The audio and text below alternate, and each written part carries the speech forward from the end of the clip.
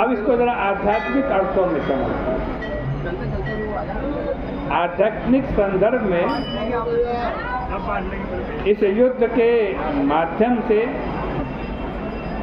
काम के कलात्मक संघर्ष का वर्णन किया गया है। जो काम है ना, उसके कलात्मक संघर्ष।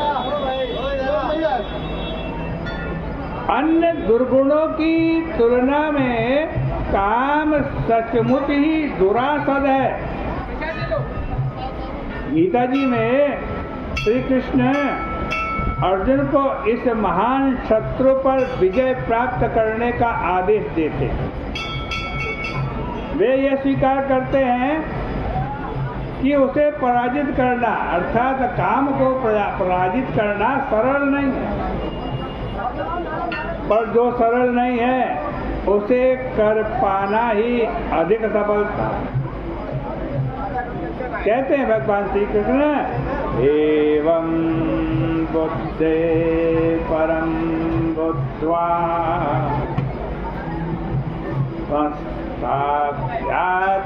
आत्मानमात्मना जय शत्रं महाबाहो कामरूपं दुरासदम्।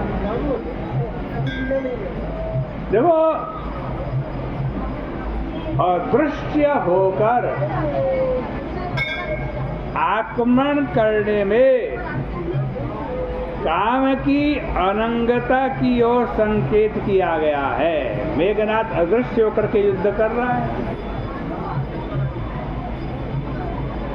और कामदेव का एक नाम क्या है? अनंग, जिसके अंग ही नहीं।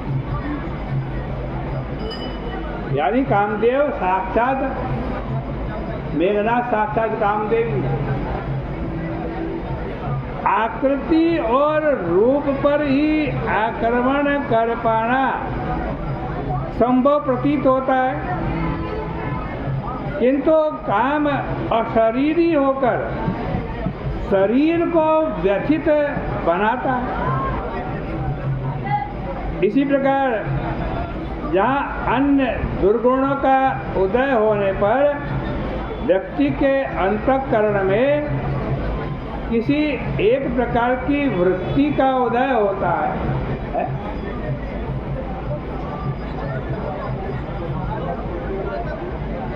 वहाँ काम, जब काम उदित होता है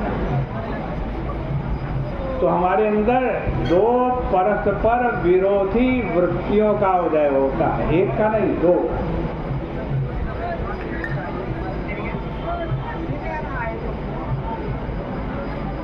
एक साथ उदय होता है दोनों विरोधी वृत्ति का।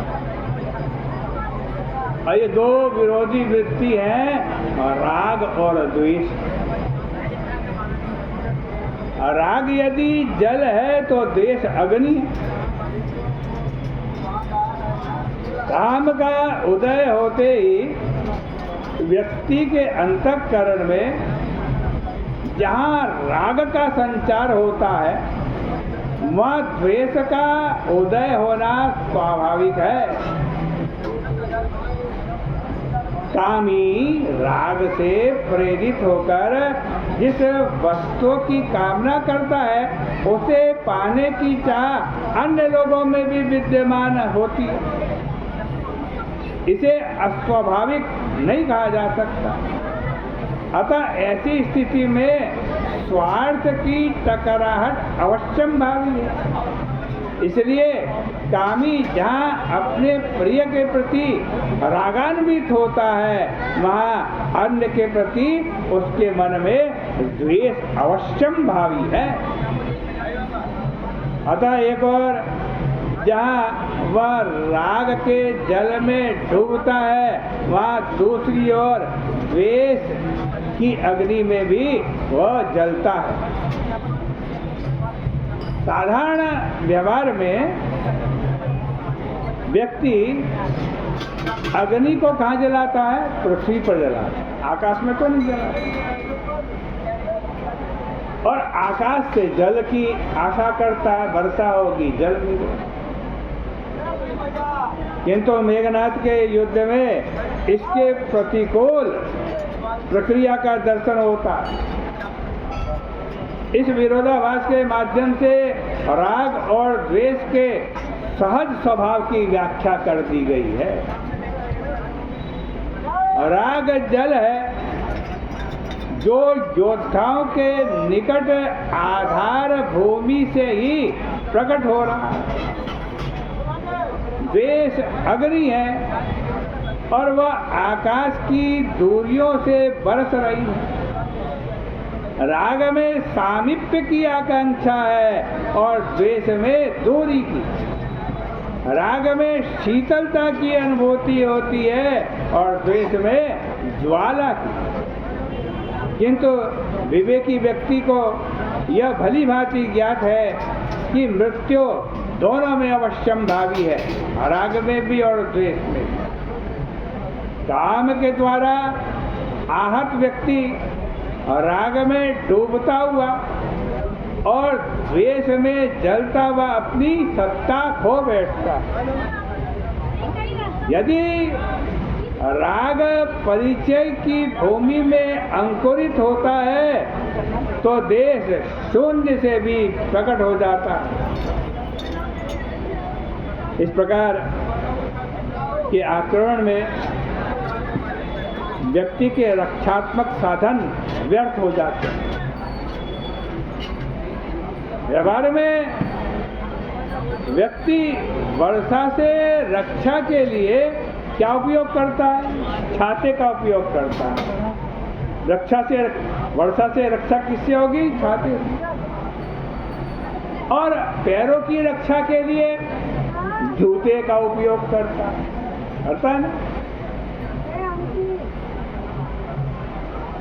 किंतु जहां पर आकाश से अग्नि की वर्षा हो रही है, आकाश से किसकी वर्षा हो रही है? अग्नि की वर्षा। और जल से जल की धारा फूट रही है। आकाश से अग्नि की वर्षा और पृथ्वी से जल की धारा फूट रही है। वहां पर रक्षा के दोनों साधन और भी घातक सिद्ध हो जाते हैं।